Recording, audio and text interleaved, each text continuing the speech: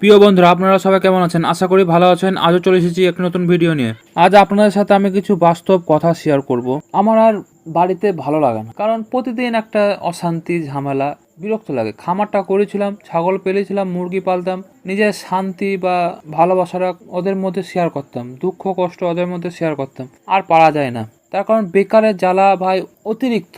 এই জ্বালা সহ্য করা খুবই কঠিন। তাই আমি আপনাদের কাছে কিছু মনের কথা বা আপনাদের যাতে কাজে লাগে সেই জন্য আমি আপনাদেরকে বলবো। যদি এই কথাগুলো যদি আপনাদের একটু ভালো লাগে তাহলে আপনারা সে অনুযায়ী চলবেন।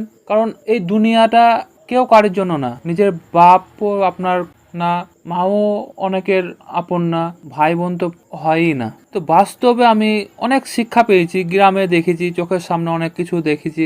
আমি আমার ঘটনাটা আপনাদের সামনে কিছু বলি।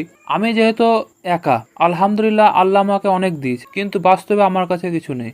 এবার আপনারা বলবেন আপনার এত কিছু থেকেও আপনি কেন নাই করছেন, এটা বলারই কথা। তাহলে আমার ঘটনা কিছুটা আপনাদেরকে বলি, সম্পূর্ণ না, কিছুটা সংক্ষিপ্তভাবে আমি বলবো। আমি অনেক কাজ করেছি, ভাটায় কাজ করেছি, আরও বিভিন্ন কাজ করেছি, কিন্তু একটাতেও সফল হয়নি। যদি যে কোনো একটাতে সফল হতাম তাহলে আজ আমার সম্মান অন্যরকম থাকতো, গ্রামের মানুষের কাছে একটা সম্মান থাকতো, নিজের মা বাপের কাছে একটা সম্মান থাকতো, নিজের আত্মীয়র কাছে একটা সম্মান থাকতো।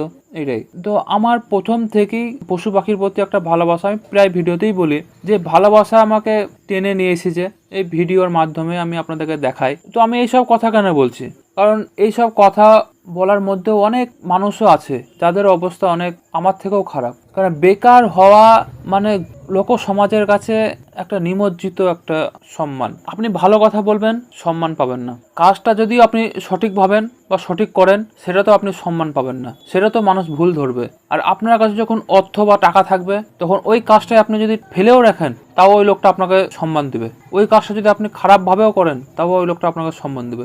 দুনিয়ার নিয়মটাই হয়ে গেছে আজ আধুনিক। তার কারণ আমি আপনাদেরকে বলি, এখনকার মসজিদ মাদ্রাসা বিশাল উন্নতি হচ্ছে, কারণ মুসল্লি নাই, একতলা মসজিদ তাকে দুতলা করতে হচ্ছে। এবার যদি বাধা দিতে যান তো আপনাকেই লোকে খারাপ ভাববে। আমি ভিডিওতে বলছি আমাকে অনেক লোকে খারাপ ভাববে, কেন দুতলা করছে, আপনার কিসে ক্ষতি ভাই? আজ এই সমাজটা কিসের জন্য ধ্বংস হয়ে গেছে? আজ সমাজটা ধ্বংস হচ্ছে, মূল কারণ হচ্ছে মুসলমানের মধ্যে যেটুকু ইমান ছিল সেই ইমানটুকুও শেষ হয়ে গেছে। মসজিদের দুতলা করলে ক্ষতি নাই, কিন্তু মুসল্লি তো হওয়া দরকার। সেই মুসল্লি যদি না হয় তাহলে আপনার তো দুতলা করলে তো গোটা এলাকার যত মানুষ ওই মসজিদে নামাজ পড়ে সবাই গুনাহগার হবে। ভাগটা কেউ কম বেশি নিবে না। তাই সকলকে বলবো, চোখের সামনে অন্যায় হলে প্রতিবাদ যদি নাও করতে পারেন, আল্লাহর কাছে দোয়া করবেন, কেন ওই দোয়াটাই আপনার আল্লাহর কাছে কবুল হতে পারে। কারণ আমাদের এখন যা পরিস্থিতি, সমাজ মাধ্যমে সব জায়গাতেই মুসলমানকে সবাই খারাপভাবেই দেখছে। তো সকলকে বলবো যে ঝামেলা মারামারি না করে আল্লাহর কাছে দোয়া করুন। এবার আসি সবথেকে গুরুত্বপূর্ণ বিষয় বা শেষ কথায়। আমি যখন একটা কাপড়ের দোকানে কাজ করতাম, বিগত 3 থেকে 4 বছর করেছি, সেখান থেকে যে ইনকামটা আমার হতো মাসিক বা বার্ষিক ইনকাম, সম্পূর্ণটাই আমার সাংসারিক খরচা হয়ে গেছে। তারপরে যখন হঠাৎ করে কাজটা চলে যাওয়ার পর একবারে নিঃস্ব বা বেকার হয়ে যায়। তারপর অনেক কাজ করেছি, সেখানেও অনেক টাকা মার চলে গেছে, পাইনি।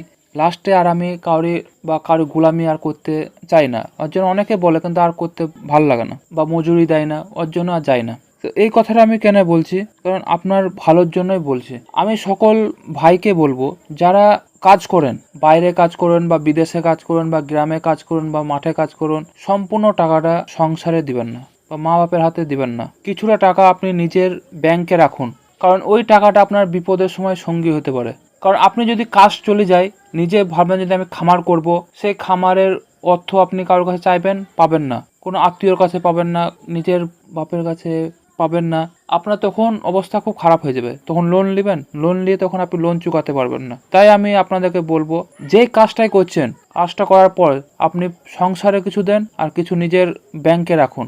এতে আপনার বিপদের সময় এই টাকাটাই আপনার কাজে লাগবে। আপনাদের এই ভিডিওটি যদি ভালো লাগে তাহলে অবশ্যই একটি লাইক করবেন, আপনার মতামত কমেন্টে জানাবেন, এবং এমন বাস্তব খামারের অভিজ্ঞতা দেখতে চ্যানেলটিকে সাবস্ক্রাইব করতে ভুলবেন না, সঙ্গে শেয়ারও। আজকের মতো এখানে শেষ করলাম। সকলে ভালো থাকবেন, সুস্থ থাকবেন, আবার দেখা হবে পরবর্তী ভিডিওতে।